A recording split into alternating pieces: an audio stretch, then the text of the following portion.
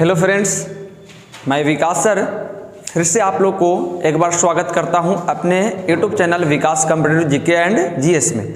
तो हम लोग देख रहे थे, पिछले वीडियो के माध्यम से हम लोग पढ़े थे मौलिक अधिकार भाग 3 हम लोग को चल रहा था, जिसमें भाग 3 में आप लोग पहला मौलिक अधिकार पढ़ लिए थे जिसका नाम था समता और समानता का अधिकार।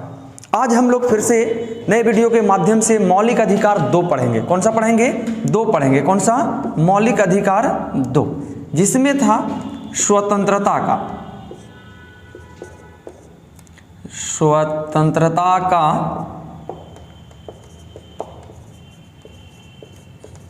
अधिकार। अनुच्छेद कितना से कितना? 19 से 22 तक। 19 से कितना तक? 22 तक। तो चलिए हम लोग दूसरा में जो दिया गया है स्वतंत्रता का अधिकार 19 से लेकर 22 तक, इसमें आगे देखेंगे, आगे में देखेंगे कि अनुच्छेद 19 में क्या दिया गया है। कितना अनुच्छेद में? 19 में। कौन सा अनुच्छेद? 19 के तहत कहता है सबसे पहला कि भारतीय नागरिकों को 6 प्रकार की स्वतंत्रता दिया गया। कितने प्रकार की स्वतंत्रता? 6 प्रकार की। कितने प्रकार की? 6 प्रकार की स्वतंत्रता भारतीय नागरिकों को दिया जाता है, जिसमें से पहला 19 का 1 देखेंगे। 19 का कौन देखेंगे? 19 का 1, 19 का सेकेंड, 19 का आपका 3rd, 19 का 4, 19 का 5, 19 का 6। चलिए ये 6 प्रकार का अधिकार देख लेंगे तो आपका मौलिक अधिकार ये आपका अनुच्छेद 19 समाप्त हो जाएगी। इसके बाद हम लोग 20 देखेंगे, 21 देखेंगे, 22 देखेंगे, मौलिक अधिकार आपका दूसरा क्या होगा? समाप्त हो जाएगा। तो आइए पहला में देखते हैं 19 के पहला क्या कहती है। 19 के पहला कहता है प्रेस की स्वतंत्रता। कौन स्वतंत्रता? प्रेस की स्वतंत्रता। प्रेस की स्वतंत्रता 19 की जो मीडिया प्रेस को दिया गया है, मीडिया को स्वतंत्रता, वो आपका 19 के कितना में है? 19 के 1 में है। 19 के 1 में प्रेस की स्वतंत्रता। किसकी स्वतंत्रता? प्रेस की स्वतंत्रता। और इसमें भारतीय नागरिकों को दिया गया है बोलने की स्वतंत्रता। बोलने की स्वतंत्रता। और इसमें 2004 ईस्वी में जोड़ दिया गया है सभी भारतीय नागरिकों को झंडा फहराने की स्वतंत्रता। क्या फहराने की स्वतंत्रता? तो मौलिक अधिकार 2 के तहत स्वतंत्रता के अधिकार में 19 के पहला में कहता है किसकी स्वतंत्रता? प्रेस की स्वतंत्रता तथा सभी भारतीय नागरिकों को बोलने की स्वतंत्रता। कितना में? 19 में दिया गया है। 19 के 1 में या 19 का है तो आपका दोनों सही है। दूसरे में कहता है मौलिक अधिकार सेकेंड का 19 का 2 कहता है आपका कि इसमें एक स्थान पर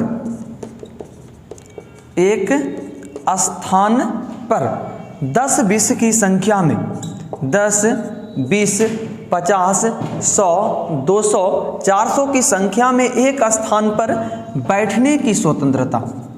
बैठने की स्वतंत्रता। बैठने की स्वतंत्रता,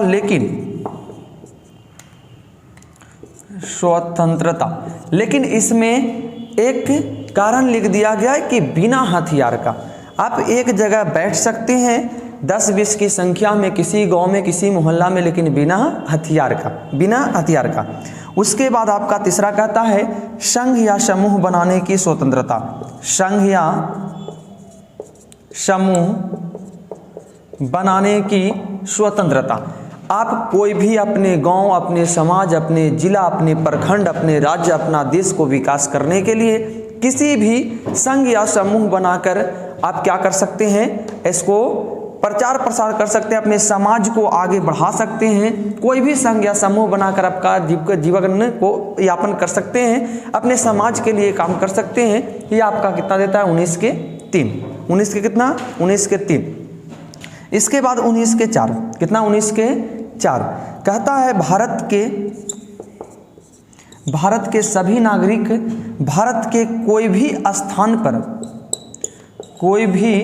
स्थान या क्षेत्र का भ्रमण कर सकते हैं। आप भारत के नागरिक हैं, आप भारत में किसी भी कोने में जाकर घूम सकते हैं।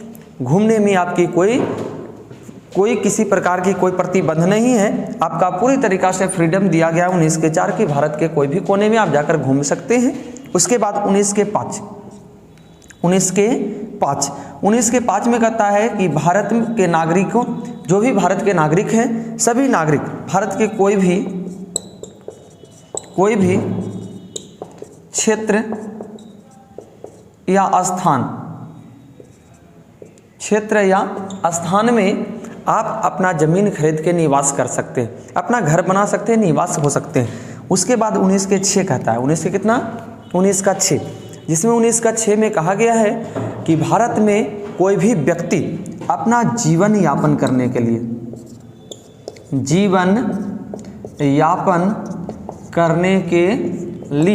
क्या, किस लिए, अपना जीवन यापन करने के लिए भारत में कोई भी काम कर सकते हैं आपराधिक काम को छोड़कर। कौन काम को छोड़कर?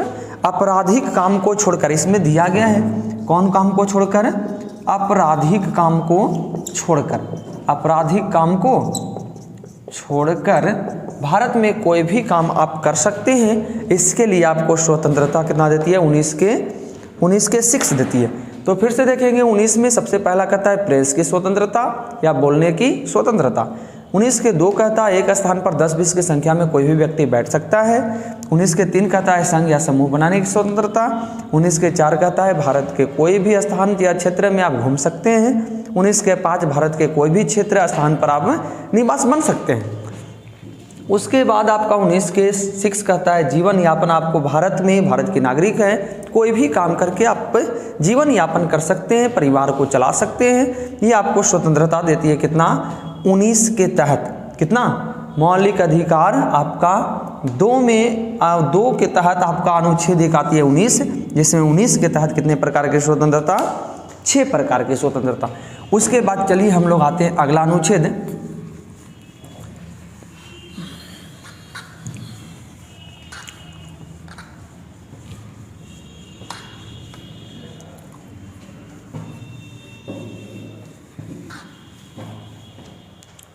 अगला अनुच्छेद का नाम जो है, अगला अनुच्छेद का कर्म वो 20 है। कितना है? 20। 19 हम लोग पढ़ लिए, 2 के तहत 19 पढ़े।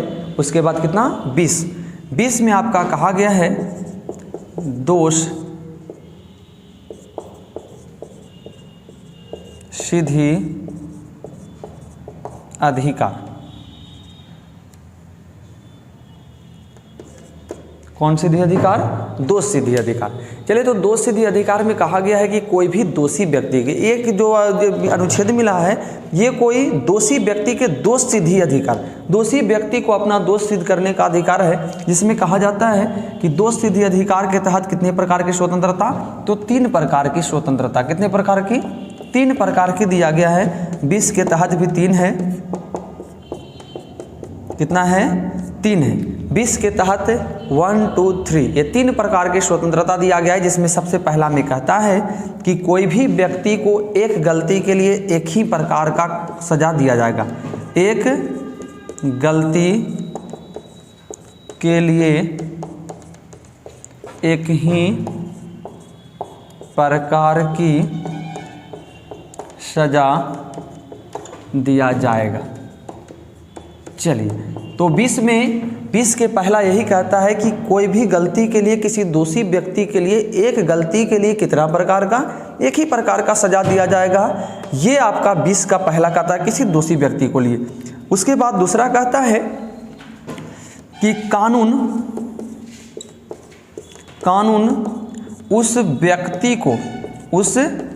व्यक्ति को वर्तमान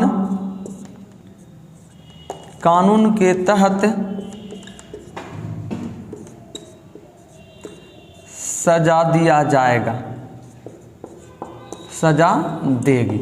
चलिए, कहा जाता है कि कानून उस व्यक्ति को वर्तमान कानून के तहत, कौन कानून के तहत? वर्तमान कानून, जो कानून वर्तमान में उस कानून के तहत, इस 20 अनुच्छेद के तहत उसको क्या करेगी? सजा देगी। ऐसा नहीं कि 20 साल पहले कोई कानून का कांड कर दिया है तो अभी उसको उसी कानून के तहत सजा दिया जाएगा, नहीं, उसको वर्तमान कानून के तहत सजा दिया जाएगा। कौन कानून? वर्तमान कानून। उसके बाद 19 का 3 कहता है कि उस व्यक्ति को न्यायालय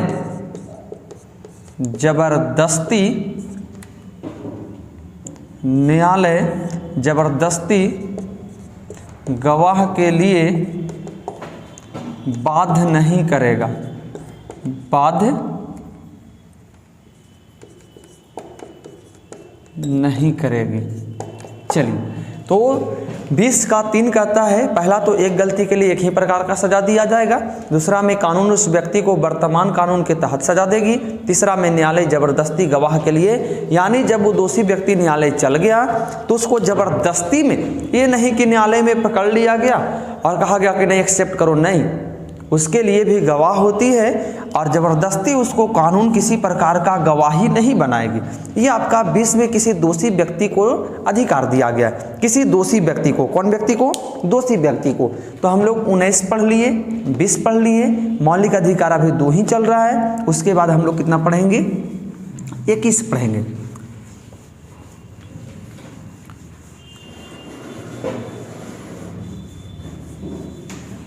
चलिए, तो 21 में देखा जाए, 21 में जिसमें कहा गया है प्राण एवं दैहिक स्वतंत्रता, क्या कहा गया है? प्राण एवं दैहिक स्वतंत्रता। समझेंगे बारीकी से, सब लोग सीख जाएंगे।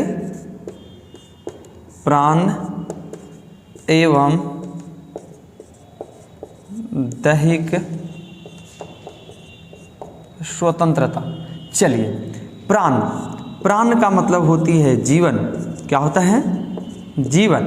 और दैहिक का मतलब होता है शरीर, क्या होता है? शरीर। यानी प्राण एवं दैहिक स्वतंत्रता, जिसमें कहा गया है ये भी किसी दोषी व्यक्ति की, अगर कोई कांड भारत में आप कर देते हैं, कोई वैसा केस कर दिए, आप कांड कर दिए, तो आपको कोई भी पुलिस अधिकारी डायरेक्ट जान नहीं मार सकता है, डायरेक्ट गोली आपको नहीं मार सकता है, डायरेक्ट आपको जीवन छीनने का अधिकार किसी को नहीं है, या शरीर से किसी प्रकार का नुकसान कोई नहीं कर सकता। आपका पैर नहीं काट सकता, हाथ नहीं काट सकता, आँख नहीं निकाल, ये सब कोई आपको डायरेक्ट शरीर से कोई किसी प्रकार के नुकसान नहीं कर सकता है। ये आपको स्वतंत्रता दिया जाता है कितना? 21 में।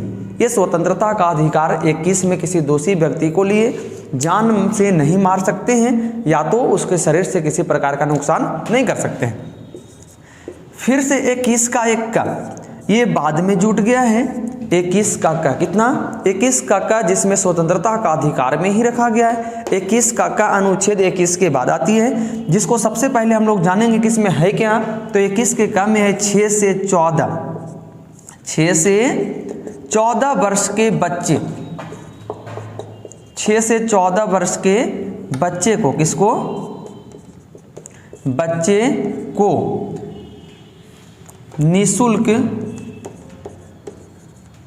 निःशुल्क प्राथमिक शिक्षा लेने का अधिकार या प्राप्त करने का अधिकार है। 6 से 14 वर्ष के बच्चे को निःशुल्क शिक्षा लेने का अधिकार है। ये स्वतंत्रता का आप फ्रीडम है, आप स्वतंत्र हैं कि 6 से 14 वर्ष के बच्चे को निःशुल्क प्राथमिक शिक्षा प्राप्त करवाए। तो ये आपका जोड़ दिया गया है। सबसे पहले देखिए, 21 का क था नहीं पहले, ये जोड़ा गया है बाद में। इसको जोड़ा गया है 86वां संविधान संशोधन। कैमा संविधान संशोधन? 86वां संविधान संशोधन जो हुआ था कितना में? 2002 में। कितना में? 2002 में। आप लोग देखे होंगे उस समय बहुत जोर शोर से चला था सर्व शिक्षा अभियान। किसके तहत जुड़ा था? सर्व शिक्षा अभियान, सर्व शिक्षा अभियान, जिसके तहत कहा गया था सब पढ़े सब बढ़े, सब पढ़े सब बढ़े। 86वां संविधान संशोधन 2002 में सर्व शिक्षा अभियान के तहत 21 के का जोड़ा गया, जिसमें कहा गया था 6 से 14 वर्ष के सभी बच्चे को निःशुल्क शिक्षा प्राप्त करने की अधिकार प्राप्त है। तो हम लोग ये पढ़ लिए 21 के क पढ़ ली, 21 पढ़ ली और 21 के क पढ़ ली। उसके बाद इससे मौलिक अधिकार का सबसे लास्ट अनुच्छेद पढ़ेंगे, जिसका नाम है कितना? 22, जो कि कर्म कितना? 22। और उसमें चलिए देखते हैं क्या आएगा।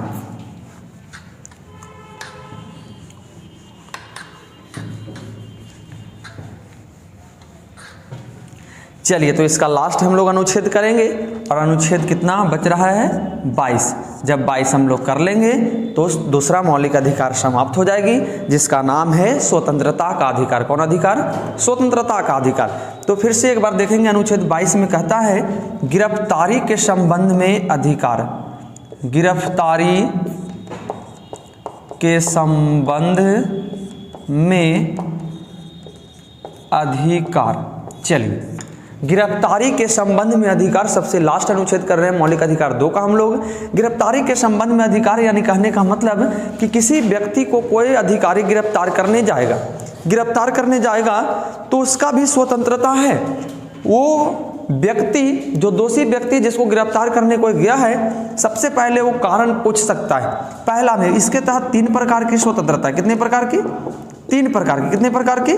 3 प्रकार के, जिसमें पहला है गिरफ्तारी का कारण पूछ सकता है। गिरफ्तारी का कारण पूछना। गिरफ्तारी, कोई भी व्यक्ति जिसको कोई गिरफ्तार करने आता है तो पहला वही कहता है 22 का 1 में कि गिरफ्तारी का कारण पूछने की आपका स्वतंत्रता, मौलिक अधिकार आपको मिलता है।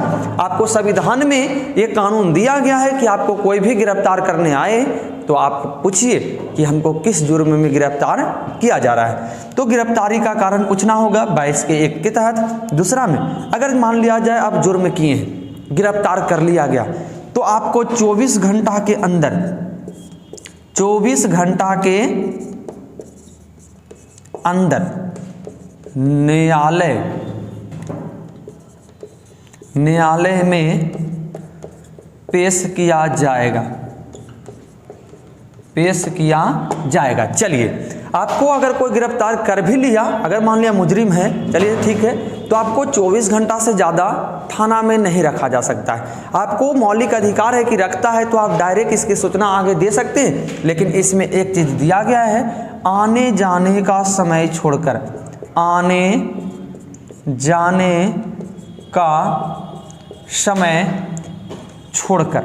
चलिए, आपको अगर कोई पुलिस अधिकारी 2 दिन रख भी लेता है, 3 दिन, तो कहाँ समय को इंक्लूड करता है? तो देखिए, आने जाने का समय आपको मान लिया जाए कि थाना से 20 किलोमीटर दूर पकड़ा है, तो व्यक्ति, वो थानेदार लिख देगा कि हमको थाना से 20 किलोमीटर दूरी पर पकड़े हैं इस व्यक्ति को, वहाँ से आने में हमको 2 घंटा का समय लगा, हमको थाना से कोर्ट जाने में 5 घंटा का समय लगा।